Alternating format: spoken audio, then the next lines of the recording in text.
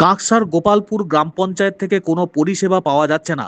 কোনো রকম সরকারি প্রকল্পের সুবিধাও দেয়া হলে তার দল দেখে দেয়া হচ্ছে বলে অভিযোগ। ফলে এলাকার মানুষের মধ্যে ক্রমশ বাড়ছিল ক্ষোভ।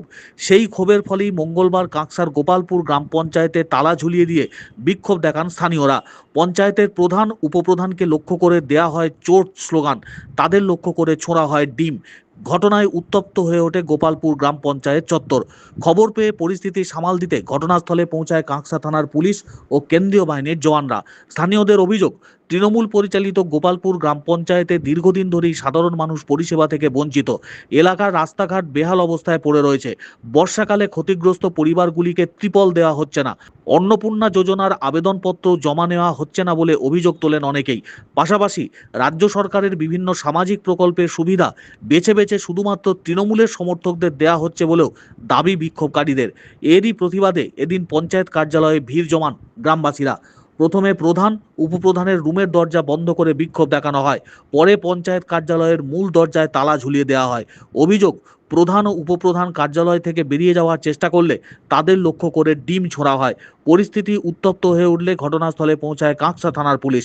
বিজেপির অভিযোগ, সরকার পরিবর্তনের পর বিরোধী দল হিসাবে তারা প্রথম পঞ্চায়েত কর্তৃপক্ষকে নির্ভয়ে কাজ করার আশ্বাস দিয়েছিলেন, কিন্তু বর্তমানে পঞ্চায়েত সাধারণ মানুষের স্বার্থে কাজ করছে না। সেই জন্যই এলাকাবাসীরা বিক্ষোভ দেখাচ্ছে।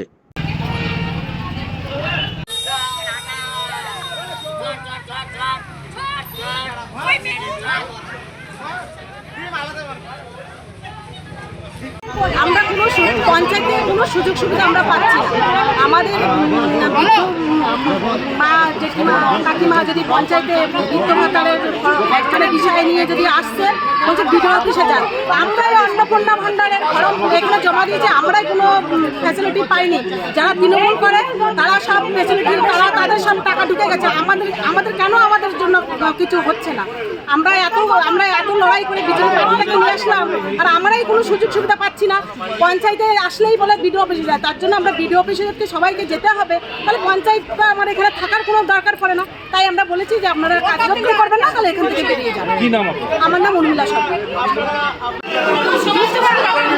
পাচ্ছি না, কিন্তু কত জায়গা থেকে ঘুরছি। আচ্ছা, এখানে বলছি ওইখানে যান, ওইখানে বলছি কোনো তো কাজ হচ্ছে না, কিছু